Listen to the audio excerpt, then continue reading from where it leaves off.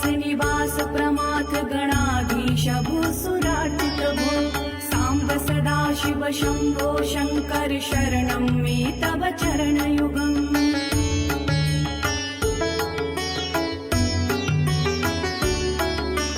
झनुतत् झंकिणु झनुतत् किटतत् शब्दैर्नटसि महानट भो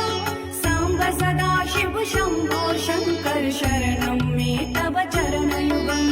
धर्मस्थापन दक्ष त्रयक्ष गुरो दक्ष यज्ञ शिक्षक भो